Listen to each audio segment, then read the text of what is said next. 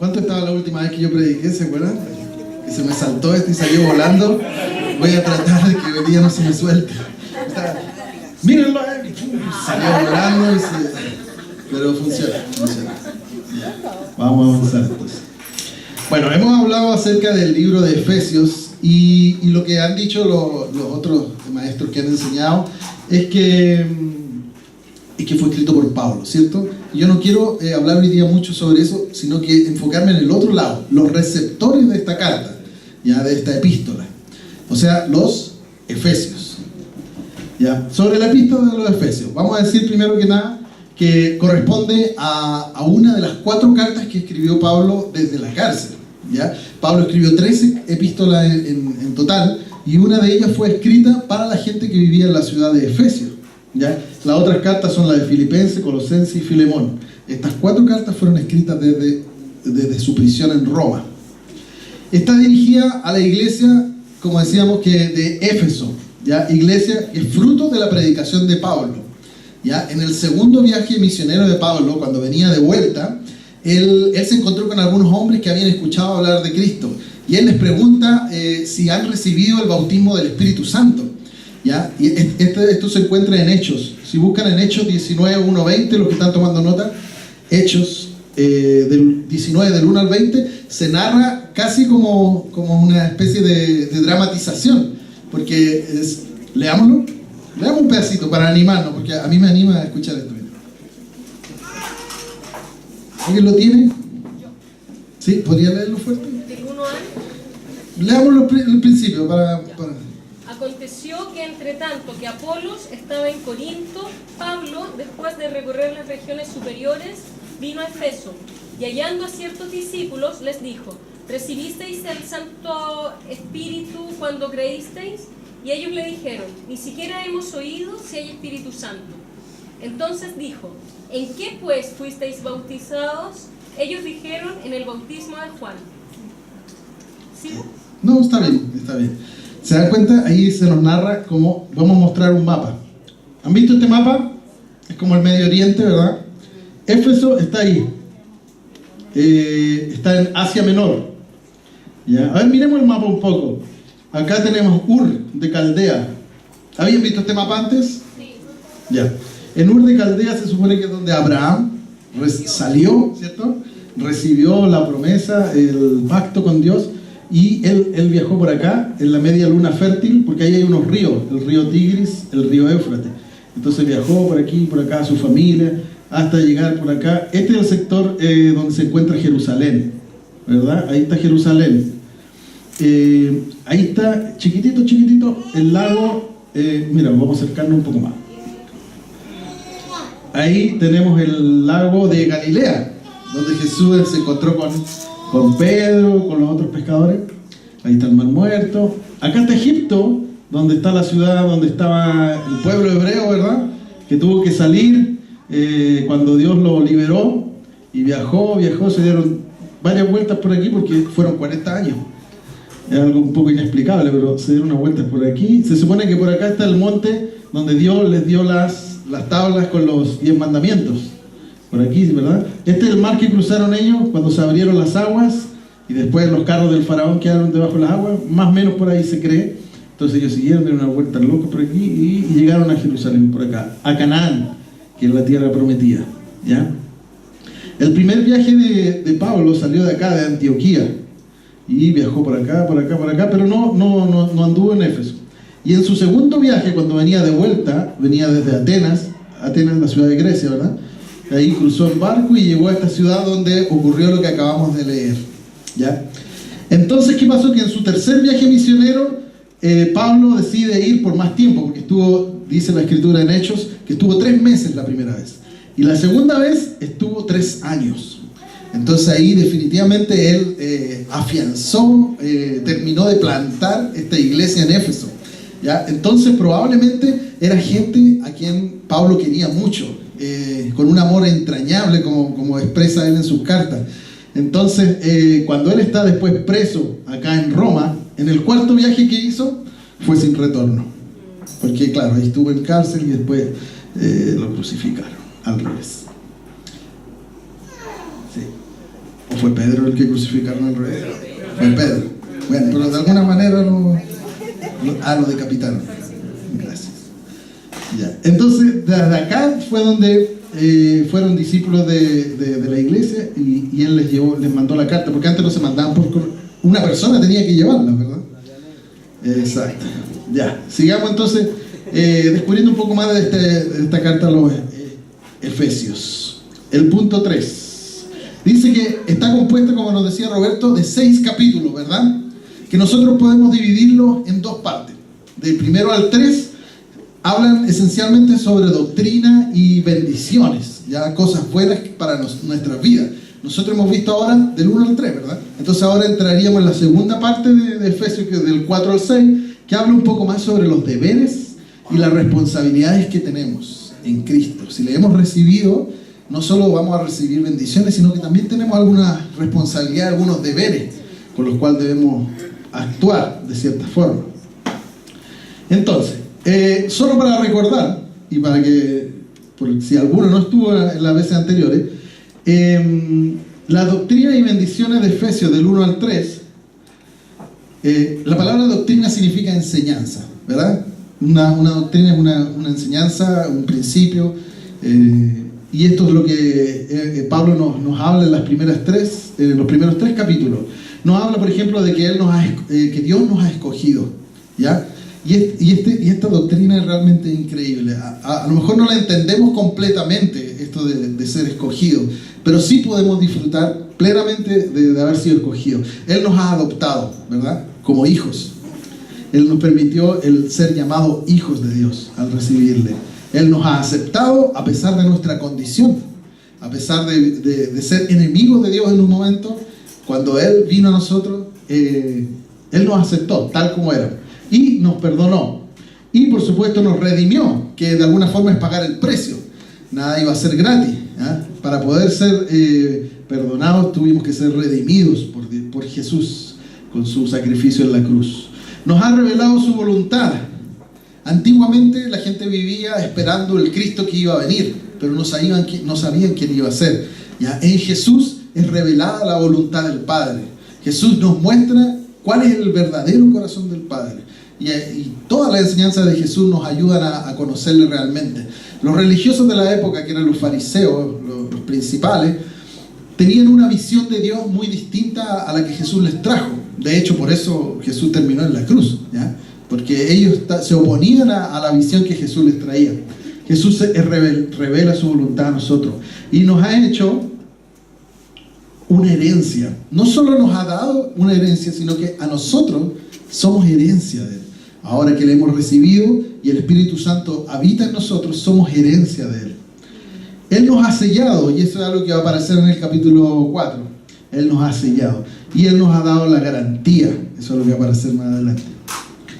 Todo eso lo hemos visto como bendiciones de Efesios del 1 al 3. ¿Y con qué propósito todo esto? Para alabanza de su gloria. Pablo lo reitera en varias oportunidades. Todo esto es para alabanza de su gloria. No es por mérito personal, no es por algo que ni siquiera lo merecíamos, como hemos estado viendo, sino que simplemente es por el mérito que hay en Dios y en su Hijo, y con el propósito de que le alabemos y le demos a Él la gloria que Él se merece. ¿Qué hay que hacer para recibir esas bendiciones? ¿Quién me puede decir? ¿Qué hay que hacer? ¡Nada! ¡Muy bien! Bueno, en realidad lo que tenemos que hacer es aceptar el regalo, ¿ya? Aceptar el amor de Dios, exacto. Y esto no es un mérito personal, como decía, para que nadie se gloríe. ¿Se acuerdan en Efesios 2, 8, 9? Dice que esto no es para que nadie se gloríe, ¿verdad? Sino que es un regalo de Dios. Solo hay que creer en nuestro corazón que Jesús es Señor y Salvador. Eso sería en resumen lo que hemos visto ahora en el capítulo 1, 2 y 3. Entonces ahora vamos a entrar ya. Yo quise hacer una pequeña. Yo dije, si tuviera que elegir un versículo de cada uno de los capítulos que llevamos hasta ahora, del capítulo 1, del capítulo 2 y del capítulo 3, elegiría Efesios 1:6, donde dice que nos dio el regalo de la salvación. En Efesios 2:20 nos habla de que nosotros somos como un edificio Cada uno de nosotros forma parte de este edificio, del cual Jesús es la piedra angular, es como los cimientos.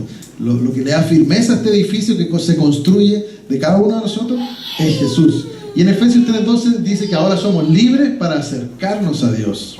¿Ya? Ahí en imágenes se puede ver el regalo. Cómo nosotros construimos de alguna forma la iglesia.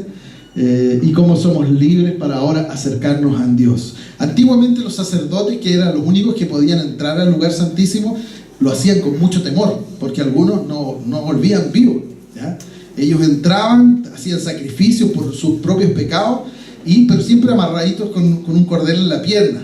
Entonces cuando ellos entraban a traer los sacrificios para el resto del pueblo, había alguien afuera escuchando, porque si dejaba de haber ruido, probablemente este pecó más de la cuenta y no alcanzó con el sacrificio, y tiraban el cordel y lo sacaban, ¿ya? Hoy, gracias a lo que Pablo nos expresa en estos capítulos, en el capítulo 3, somos libres para acercarnos sin temor, ¿ya? Y esto es algo hermoso, muy valioso, que tenemos que valorar, ¿ya? No importa el pecado que hayamos cometido, podemos ir a los pies de Cristo, arrepentirnos y recibir el perdón una vez más. Ahora sí, vamos a entrar de lleno en Efesios capítulo 4. Ya, yo para clasificarlo, para que lo vayamos viendo en forma global, yo lo dividí en 3 partes. Efesios se puede dividir desde el 1 al 6, donde se nos habla de que seamos uno, unidos y en paz, ¿ya? Como una frase resumen. Después de Efesios 4 tenemos del 7 al 16, somos capacitados para servir a Dios. Dios nos trae sus dones y permite que podamos servir en la iglesia con estos dones que nos va a dar. Y del 17 al 32 tenemos que Dios nos pide que cambiemos nuestra manera de vivir. A través de lo que Pablo nos expresa, tenemos que cambiar nuestra mente, nuestra forma de pensar, ¿ya? Vamos a leer ahora estos capítulos. Muchos lo han leído ya, ¿verdad? Pero apuesto que pocos han leído esta traducción. Esta es la traducción del lenguaje actual, ¿ya? La escogí porque usa términos y palabras que son un poco más modernos, más conocidos por nosotros, ¿ya?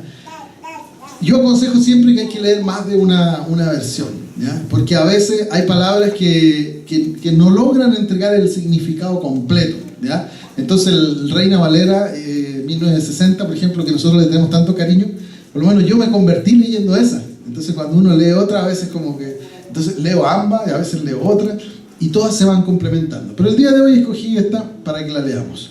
Son 32 versículos del capítulo 4. Los voy a leer y vamos a ir comentando algunas cosas. Dice, acuérdense que del 1 al 6 habla de la unión y la paz. Dice, yo que estoy preso por servir al Señor Jesús, les ruego que vivan como deben vivir quienes, como ustedes, han sido llamados a formar parte del pueblo de Dios. Hay otra versión que dice, yo pues, y la palabra pues es como que está haciendo alusión de que lo que se mencionó antes, o sea, ya que dije el capítulo 1, el capítulo 2 y el capítulo 3, es lo que viene, ¿ya? Esta traducción no lo tiene, ¿ya? Como que le carece de eso. Pero, como leímos la otra versión, lo sabemos. Dice, yo preso por el Señor Jesús, les ruego que vivan como deben vivir. Es interesante porque Pablo no nos da un mandato, no nos dice, ya, ahora todos los cristianos tienen que... No, él nos ruega, ¿ya? Y eso habla de su carácter. Él nos está pidiendo que seamos humildes, que seamos mansos, tal como Cristo lo es. Entonces Él nos ruega que vivamos como debemos vivir, quienes como ustedes han sido llamados a formar parte del pueblo de Dios. Y aquí en el versículo 2 dice, sean humildes, amables, pacientes. Estas tres cosas a las cuales nos está llamando Pablo son de alguna forma frutos del Espíritu Santo, ¿verdad? Si quiere buscar el resto en Gálatas, a ver, en Gálatas se encuentran justamente los frutos del Espíritu Santo. En Gálatas 5 parece, si no me equivoco. Y ahí lo puede leer todo, pero estos tres están incluidos dentro de los frutos del Espíritu. ¿Y qué significa eso? Que si nosotros no hemos recibido a Cristo en nuestro corazón, es muy difícil que logremos llevar a cabo esto de forma genuina, auténtica, ¿ya? No basta con parecer cristiano, tenemos que serlo. Y para poder serlo, tenemos que haber sido bautizados en el Espíritu Santo. Y por eso es que Pablo, cuando visita a los de Éfeso, les dice, ¿en quién fueron bautizados? Y él dice, bueno, en agua. Y él les dice, esto es para arrepentimiento, pero ustedes necesitan ser bautizados en Jesús y en el Espíritu Santo. Entonces, al ser bautizados en Jesús y en su Santo Espíritu, vamos a poder hacer esto. Sean humildes, amables y pacientes, y bríndense apoyo por amor los unos a los otros. Hagan todo lo posible por vivir en paz, para que no pierdan la unidad que el Espíritu les dio. Ya aquí nos está pidiendo la paz y la unidad. ¿De quién se está refiriendo Pablo aquí? Él está hablando a la iglesia, a nosotros. La iglesia, la era de la iglesia se podría decir que comienza en Hechos, ¿ya? Cuando desciende el Espíritu Santo y las personas empiezan a reunirse en nombre de Cristo. Nosotros aquí somos la iglesia de Cristo, ¿verdad? No el edificio, sino cada uno de nosotros que le hemos recibido en nuestro corazón. Seguimos leyendo, dice, solo hay una iglesia, solo hay un Espíritu, y Dios los llama a una sola esperanza de salvación. Solo hay un Señor, una fe y un bautismo. Solo hay un Dios, que es el Padre de todos, gobierna sobre todos, actúa por medio de todos y está en todos.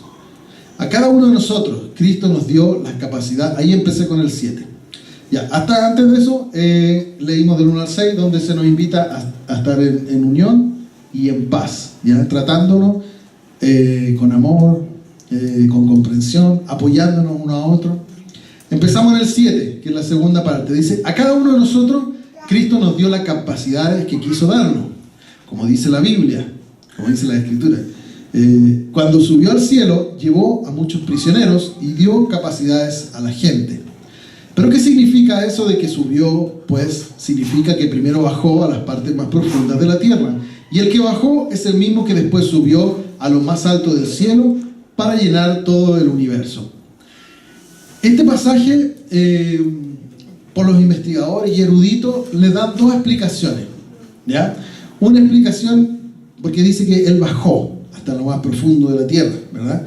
Una explicación habla de que los que murieron antes de Jesús, pero creían en la esperanza del Cristo que iba a venir, no se iban al mismo lugar que iban los que habían vivido una vida a su manera, haciendo lo que querían, estaban separados. Y eso lo podemos entender por una historia que se encuentra en Lucas, que habla del Lázaro y el hombre rico. ¿No has escuchado hablar de esa historia? ¿Ya? Ellos explican que Jesús, en el momento de morir, bajó a los infiernos y rescató, habló con los prisioneros, como dice ahí, que habían muerto en la esperanza del Cristo que iba a venir. Entonces, después de bajar a los infiernos, rescató a esos prisioneros y subieron con él, ¿ya? Porque claro, antes de ¿cómo iban a creer en Jesús si Jesús no había venido? Sin embargo, creían en Dios y buscaban hacer su voluntad. Entonces, esa es una explicación. La otra explicación de esta de que Jesús bajó a la tierra es simplemente de que Jesús es Dios. Y como Dios se humilló a lo sumo, o sea, hacerse un hombre, un terrícola, para Dios es realmente bajar hasta lo más profundo, es descender, ¿ya? Y no solo descendió como ser humano, porque Jesús podría haber nacido como un rey, ¿verdad?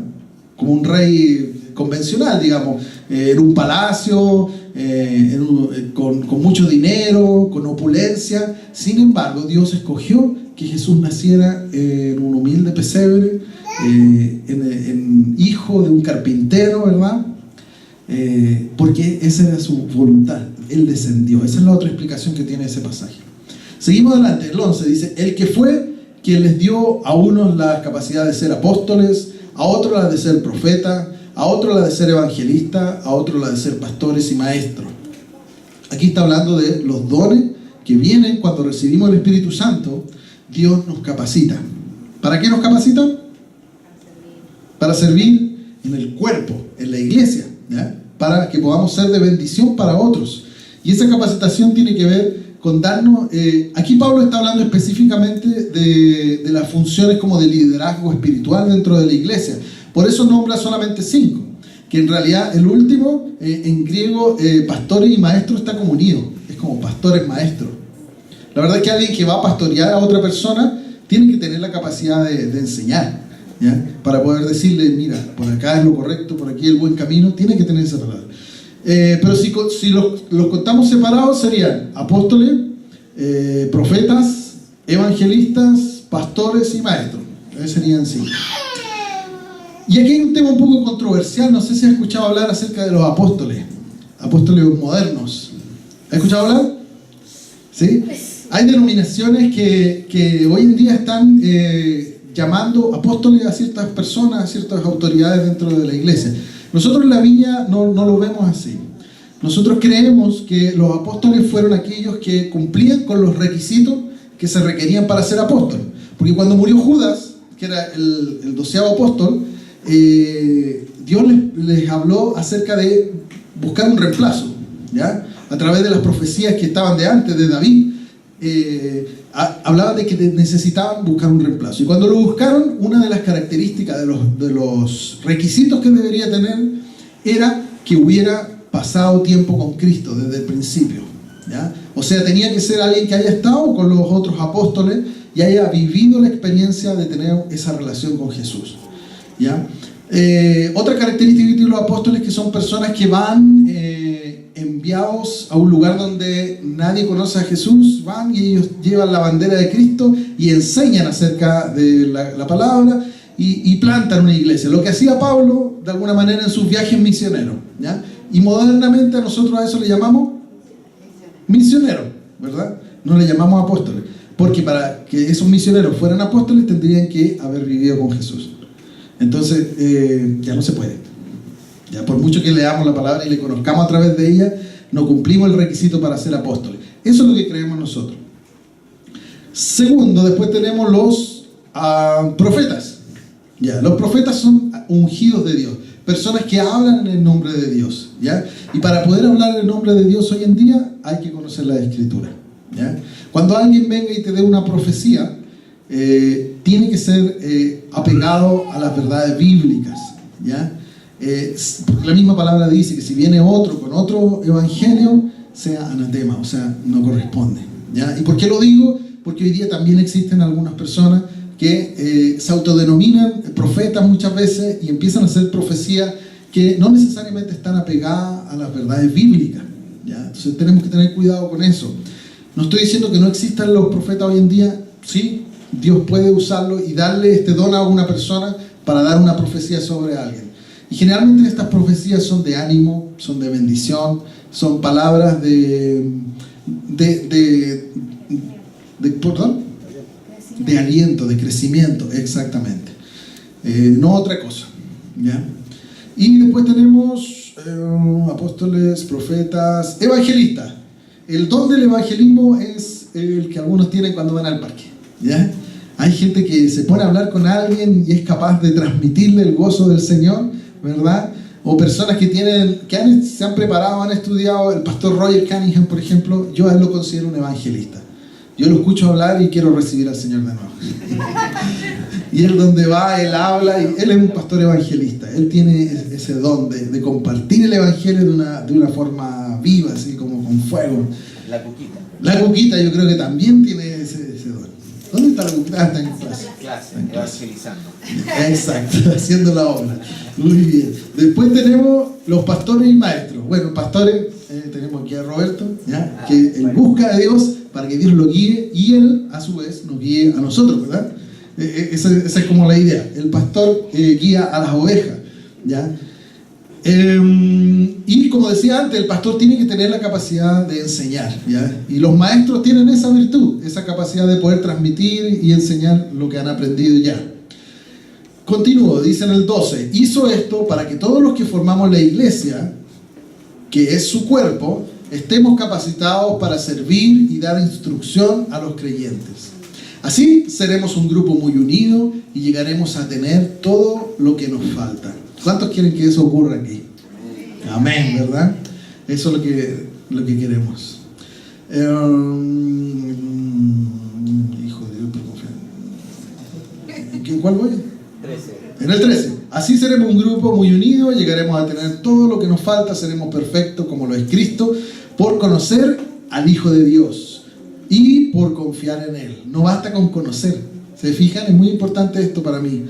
no basta solo con conocer, no es solamente un entendimiento intelectual. Hay teólogos que conocen la Biblia al revés y al derecho, pero que no han tenido un discernimiento espiritual de esas verdades, que no las han llevado a la práctica. O sea, no confían en Jesús, ¿ya? Sin ir más lejos, hace como 3 días en Facebook vi a un ex cardenal americano, sí, era americano, y él empezó a hablar de que el infierno no existía, a decir de que el hombre tenía que desarrollar su humanidad y que Dios, tristemente, este hombre se ha extraviado. Y yo no dudo que él no conozca la palabra, él debe conocerla, pero lamentablemente no está poniendo su confianza en Cristo y está haciendo que otras personas se pierdan también. Porque el leer la Escritura es para seguridad nuestra, es garantía de que el que nos está hablando, lo que yo les estoy contando ahora, ojalá anoten los versículos y los revisen para ver si yo no estoy disvariando como este caballero que apareció en Facebook. Tristemente. En el 14 dice: ya no seremos como niños que ahora piensan una cosa y más tarde piensan otra, y que fácilmente son engañados por la falsa enseñanza de gente astuta que recurre a toda clase de trampas. Lo mismo que estamos hablando. Los niños, ¿por qué son engañados? Porque no conocen, por su inocencia, ¿verdad? ¿Ya? Porque les falta instrucción, ¿ya? Si viene alguien malintencionado y le habla a un niño, han hecho varios experimentos sociales donde le dicen a los papás: vamos a decirle a tu hijo de que tengo unos perritos y que venga conmigo, y le dicen: no, mi hijo no se va a ir contigo. Y dice: veamos, ¿puedo hacerlo? Ya. ¿Han visto ese experimento social o no? Y es increíble porque la mayoría de los niños se van con la persona y dicen: oye, mira mi perrito, tengo 5 más, ¿quieres ir a verlo? Ya, y le dan la mano a la persona que no conocen y se van con él.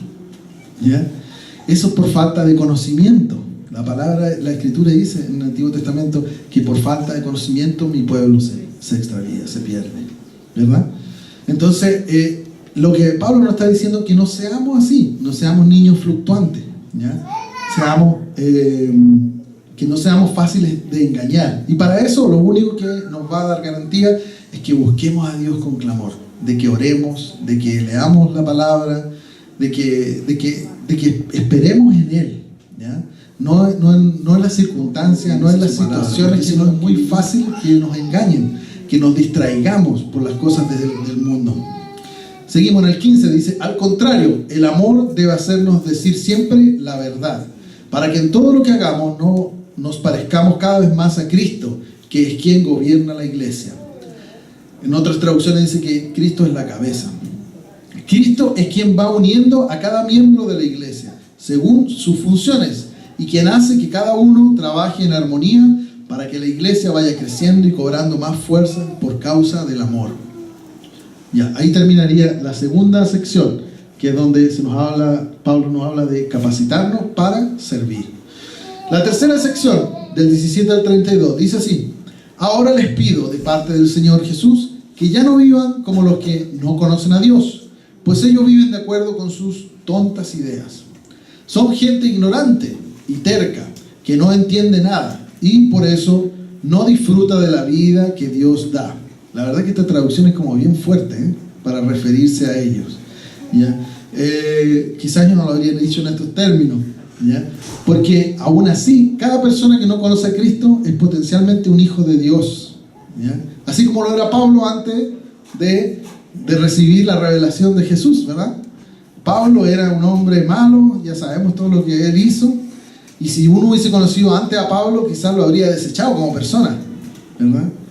No tenemos que desechar a las personas, ¿ya? Porque Dios nos ama a todos y llama a todos, ¿ya? Sin embargo, aquí lo que dice es que son tontas sus ideas, porque en realidad el mundo está como está, porque va tras ideas vanas, tras egoísmo, por las emociones, buscando satisfacer deseos carnales, ¿verdad? Que lo voy a decir un poco más adelante. Pero no se han acercado a la Escritura, no han buscado en Cristo. Seguimos adelante. Dice: gente ignorante y terca, que no entiende nada y que por eso no disfruta de la vida que Dios da. Han perdido la vergüenza y se han entregado totalmente a los vicios y hacen toda clase de indecencias. Pero esto no es lo que ustedes aprendieron acerca de Cristo, porque ustedes oyeron el mensaje acerca de Él y saben vivir como Él manda, siguiendo la verdad que Él enseñó. Por eso ya no vivan ni se conduzcan como antes, cuando los malos deseos dirigían su manera de vivir. Ustedes deben cambiar completamente su manera de pensar y ser honestos y santos de verdad, como corresponde a personas que Dios ha vuelto a crear para ser como Él. ¿Y quién mejor que Pablo para decirnos esto? ¿Verdad? Pablo fue una persona que dio un cambio en 180 grados. ¿Así se dice? 360. No, porque ahí doy la vuelta entera. 180. 180. Mi esposa siempre me está guayando, ¿verdad? A veces. 180. ¿Verdad? Él cambió su rumbo. Él iba para un lado creyendo de que estaba haciendo lo correcto, persiguiendo a los herejes que estaban malinterpretando las escrituras, y Jesús se le revela y recibe esto. Entonces, Él nos invita a nosotros a también cambiar nuestra manera de ser y a no vivir como antes, ¿ya? Porque hay una gran diferencia. Cristo vive en nosotros. Por eso, ya no deben mentirse los unos a los otros. Y aquí empieza a nombrar algunas de las cosas que hacíamos antes. Todos nosotros somos miembros de un mismo cuerpo, así que digan siempre la verdad. Y si se enojan, no permitan que eso los haga pecar. El enojo no debe durarles todo el día, ¿ya? Aquí nos dicen no se enojen, ¿ya? Porque creo que eso es realmente difícil. Y a veces uno tiene enojos santos. Yo en la mañana me enojé porque no tenía los cables apropiados y pues ya se me pasó. Ni siquiera alcancé a llegar al mediodía. A veces uno, por querer hacerlo mejor, pierde la tranquilidad y se enoja, pierde el control. Pero seamos respetuosos con el otro, y aunque nos enojemos, mantengámonos amándonos, porque somos un cuerpo, como dice aquí. Entonces todos nosotros somos miembros de un mismo cuerpo, así que digan siempre la verdad. Si se enojan, no permitan que eso los haga pecar. Sí, el enojo no debe durarles todo el día, ni deben darle al diablo oportunidad de tentarlo. ¿Qué habría sido pecar? Que me hubiese dejado llevar a lo mejor por mi estado de enojo y hubiese dicho ya no toco ni una cosa y me hubiese ido. Eso quizá habría sido dejarme llevar por el enojo, ¿verdad? Me estoy poniendo como ejemplo. Ya. Quien antes fue ladrón debe dejar de robar y ahora trabajar bien y con sus propias manos. Ahí no tengo problema, gracias a Dios. Así tendrán dinero para ayudar a las personas necesitadas. A mí me causa me gozo en esto, que dice que tenemos que trabajar para ayudar a los demás, no trabajar para nosotros mismos, ¿ya? Sino que Pablo nos invita a trabajar para los demás, ¿ya? Como parte de un mismo cuerpo. No hagan que se ponga triste el Espíritu Santo de Dios, que se contriña, dicen otras versiones, que es como un sello de identidad. Aquí habla de ser sellado, que Dios puso en ustedes para reconocerlos cuando llegue el día en que para siempre serán liberados del pecado. La única diferencia entre un cristiano y un no cristiano es el Espíritu Santo, ¿ya? Porque nosotros podemos ver gente levantando las manos, gente hasta predicando la palabra de Dios, pero los frutos de la persona van a hablar por el sello que Jesús puso en nuestros corazones, y ese sello es el Espíritu Santo. El Espíritu Santo es el que nos da la capacidad de no mentir, de no robar, de vencer el enojo y no llegar a pecar. Entonces no hagan que se ponga triste el Espíritu Santo, que es como un sello de identidad. En el 31 dice: dejen de estar tristes y enojados, no griten ni se insulten a los demás, dejen de hacer el mal. Hoy en día estas son cosas que son difíciles de encontrar, ¿ya? Nosotros cuando vemos las noticias, por ejemplo, vemos gente que se enoja uno contra otro, saca un arma y se incrimina. O andando en la calle, manejando, si uno comete alguna imprudencia, cómo te tiran el auto encima, te toca la bocina, es complicado. ¿Y cómo no ponernos tristes o enojarnos cuando vemos tanta injusticia? Yo creo que la única manera de poder ver las noticias y mantenerse bien es estar apegado a la Escritura. confiando de que hay una verdad que no es la que está aparente, no es solo esta, sino que es la verdad que tenemos en Cristo Jesús. Entonces, dejen de estar tristes y enojados, no griten ni insulten a los demás, dejen de hacer el mal, por el contrario, sean buenos, compasivos los unos con los otros, y perdónense así como Dios los perdonó a ustedes por medio de Cristo. O sea, ¿por qué perdonamos a los demás? Porque nosotros fuimos perdonados. Ahí leímos todo el capítulo 4. ¿Qué les parece? Entonces tenemos que seamos unidos y en paz.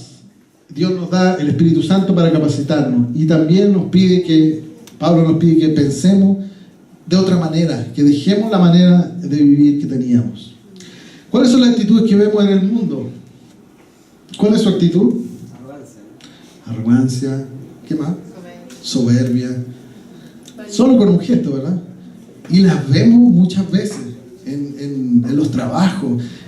Como el ponerle el pie encima al otro te hace mejor, el lograr que tu empresa logre mayores ganancias a costa de despedir gente, de optimizar a través de olvidar al otro, poner al otro en segundo lado. Es algo que ocurre muy frecuentemente. ¿Quién les dice esa foto? Amargura, preocupación, estrés, ¿verdad? Sin Cristo yo viviría estresado, yo creo, día y noche. Él es mi sustento, Él es mi paz, la paz que solamente Él puede dar. ¿Qué sienten con esa imagen?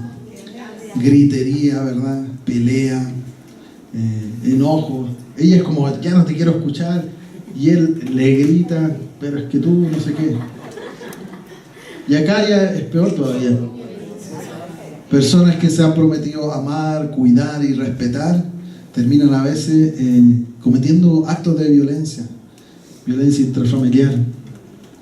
¿Qué más tenemos aquí? Gente que muestra una sonrisa en el día a día, pero que en realidad está viviendo un tormento. O que muestra que somos amigos, así como Yerko Puchente, así, ¡ay, qué lindo todo! ¿Qué sé yo? Bueno, no sé por qué puse ejemplo. Es que él hace eso.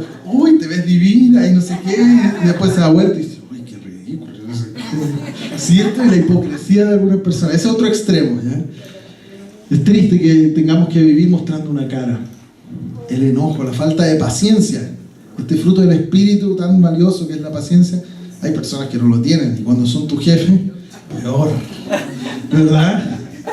No, impresionante esa foto. Me da asunto. Uy, Señor. A ver, ¿qué más?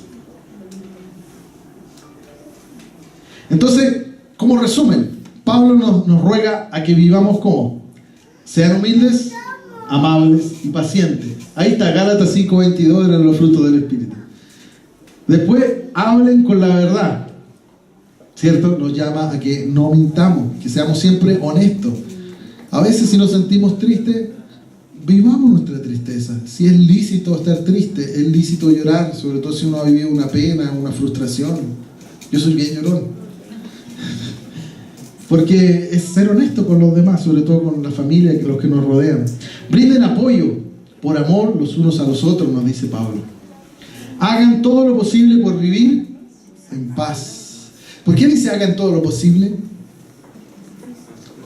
Porque a veces no se puede. Uno quisiera llevarse bien con todos sus vecinos. A mí me pasa, por ejemplo, que a veces trato de buscarle la cara para saludarlo y a veces no. La persona pasa así y no te saluda.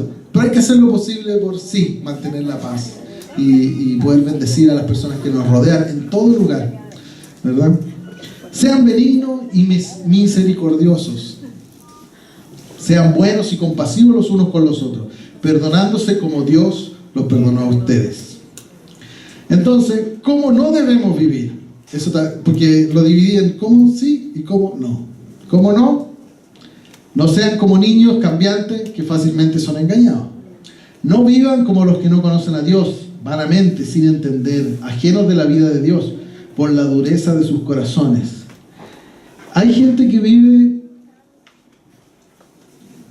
pasando, no sé, yo pienso que es como los pajaritos, así, disfrutando los momentos que tienen, luchando por llegar al viernes, ¿ya? Viendo la televisión para olvidarse de sus problemas, No, dice, no vivan como los que no conocen a Dios, vanamente, o sea, gastando el tiempo en cosas que no tienen mayor profundidad. Eso no significa que no podamos ver tele o no pasarlo bien, ¿ya? Tenemos que distraernos, sí, por supuesto, pero seamos sabios, ¿ya? Yo tengo Netflix, por ejemplo, ¿ya? Y en Netflix hay de todo, y a veces me pongo a ver una cosa porque pienso que es bueno y a los 5 minutos me doy cuenta que es basura. Claro, y que he pecado y me arrepiento. Seamos sabios, ¿ya? Para no perder el tiempo de forma vana, ¿ya? Yo todo lo que le estoy diciendo tengo que hacerlo para mí también, ¿verdad? Un pastor decía que cuando uno apunta un dedo así, tiene 3 que están apuntando para uno.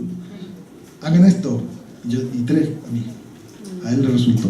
Bueno, no mientan, no hurten, no hablen malas palabras. No sean amargados, ni enojones. Eviten la ira y la gritería, maldicencia y toda malicia. Hay gente que se acostumbra a gritar y después genera su manera de comunicarse gritando, ¿ya? Y uno dice, pero no te enojes. ¡Si no estoy enojado! Es porque uno está acostumbrado a eso. Tenemos que dejar esa vieja manera de ser para ser mansos como Jesús. Ya no vivan como antes, y eso es lo que nos dice Pablo en Efesios 4, 22 al 24. Dice, en cuanto a la pasada manera de vivir, despojados del viejo hombre. Aquí tenemos una versión Reina Valera, que está viciado conforme a los deseos engañosos y renovados en el espíritu de vuestra mente, vestidos del nuevo hombre creado según Dios en la justicia y la santidad de la verdad. En resumen, debemos cambiar completamente nuestra manera de pensar, ¿ya? Porque el corazón, dice la palabra, es muy engañoso. Entonces uno se autojustifica y se engaña a sí mismo.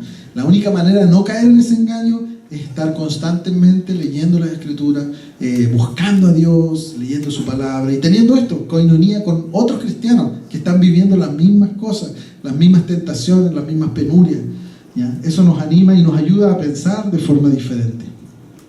Dones espirituales, y con esto voy a terminar, porque me parece súper relevante que nosotros como iglesia tengamos esa concepción de cuerpo, ¿ya? Somos parte unos de los otros, ¿ya? Y esto según los dones, los talentos que Dios le dio a cada uno, ¿ya? Hay algunos que son más evidentes, ¿ya? Por ejemplo, la capacidad de cantar o de tocar un instrumento musical o de compartir una palabra como nos hace Roberto, pero hay otros que no aparecen en esto que les decía. Pablo nos habla de profetas, apóstoles. Hay otras 4 listas en la Biblia que nos habla de otros dones. Por ejemplo, los dones son para darlos. En Romanos 12 también se nos habla una lista. Anótelo por favor para que usted lo busque. Dice, Dios nos ha dado diferentes capacidades y ahí las nombra. Ya, voy a leerlo. No se preocupe, lo tengo marcado, así que llego rápidamente. Dice, Dios nos ha dado a todos diferentes capacidades según lo que Él quiso darle a cada uno. Por eso, si Dios nos autoriza para hablar en su nombre, hagámoslo como corresponde a seguidores de Cristo. Si nos pone a servir a otros, sirvamos bien. Si nos da la capacidad de enseñar, dediquémonos a enseñar. Si nos pide animar a los demás, hay gente muy graciosa, muy simpática. Yo creo que ese es un don, que puede animar a los demás, ¿verdad? Dice, si nos pide animar a los demás, debemos animarlo. Si de compartir nuestros bienes se trata, no seamos tacaños. Si debemos dirigir a los demás, pongámonos en ello todo nuestro empeño. O sea, si te dan un cargo, y no es para jactarse de algo, sino es porque hay una necesidad. Por ejemplo, en la iglesia necesitamos a alguien que se encargue de las finanzas. Le pedimos a alguien se ofrece. Si alguien lo hace, tiene que hacerlo con todo su corazón, con todas sus ganas, para que así sea de bendición para todos. Y si nos toca ayudar a los necesitados, hagámoslo con alegría, dice. ¿Qué otros dones? En 1 Corintios 12, 7.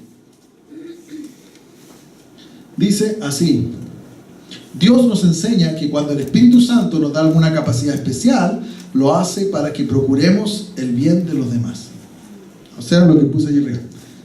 Los dones espirituales son para darlos, ¿ya? Y por último, en 1 Corintios 14, 12 dice: por eso, ya que desean las capacidades que da el Espíritu, traten de tener aquellas que ayuden a todos los de la iglesia. Hay gente que se desvive por recibir manifestaciones del Espíritu Santo, ¿ya? Y quieren hablar en lengua, y quieren desmayarse en las conferencias, y quieren sanar enfermos. O sea, es lícito querer, como dice aquí. Por eso, ya que desean las capacidades que da el Espíritu Santo, traten de tener aquellas que ayuden a todos los de la iglesia. Si alguien recibe la capacidad de sanar enfermos, es para que su nombre aparezca en todas las vitrinas y llene estadios y empiece a sanar gente así para jactarse de eso. No, ¿verdad? Sino que es para que ayuden a todos los de la iglesia, del cuerpo de Cristo, ¿ya? Y por último, ya dije por último. Por último, después del último, en Efesios 4, 11, 12, dice: esto es para que todos los que formamos la iglesia estemos capacitados para servir a los demás. Lo leímos delante. Entonces, voy a terminar pidiéndoles que oremos y demos gracias a Dios por todo, ¿ya? Porque es gran bendición lo que hemos recibido y se nos ha revelado en esta carta maravillosa. Los 3 primeros capítulos de bendiciones, y ahora partimos con el 4, con algunas peticiones, algunos deberes como cristianos, y ya va a venir el capítulo 5 y el capítulo 6, que también va a hablar de algunos deberes que tenemos como cristianos. Si lo veis, que cerremos nuestros ojos y oremos a Dios. Padre amado, queremos declararte como el Señor de nuestra vida. Declararte que te hemos encontrado, no por nosotros, sino por tu misericordia. Declarar de que todo mérito proviene de ti, Señor. Y gracias por eso. Gracias, Señor, porque tú has sido bueno en gran manera con nosotros, Padre. Tú te has resplandecido ante nosotros, Señor, y nosotros te podemos ver. Ayúdanos, Señor, a mantenernos firmes, Señor, en buscarte cada día, en recibir más de tu palabra, Señor. Queremos ser discípulos, Señor, no solamente cristianos. No basta solo con parecer, sino queremos ser, Señor. Queremos sentir alegría en dar nuestra vida por los demás, en dar de los dones que tú nos diste, poniéndolos al servicio de los demás, Padre. Yo te pido que bendiga a cada uno de los presentes, Señor, a las personas de nuestra iglesia que no han podido venir el día de hoy. Bendíceles y dales también certeza de esto, de que todos somos un cuerpo unidos, Señor, en ti que eres la cabeza, y que nos guías por amor, Señor, para darnos a los demás. Gracias, Señor, por este tiempo, y bendícenos cada día, que nunca nos apartemos de tu mano, Señor, en el nombre de Jesús. Amén. Amén.